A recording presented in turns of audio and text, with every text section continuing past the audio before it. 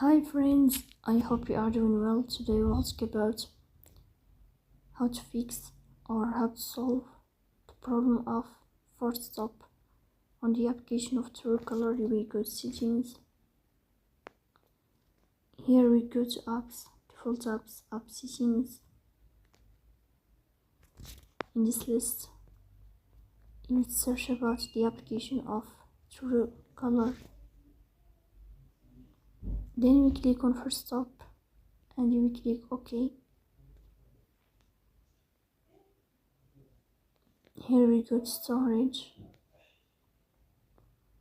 Then we click on clear cache. In the end, you will turn off your phone and you will restart your phone again to fix that problem. So please don't forget to support us by like and subscribe. See you.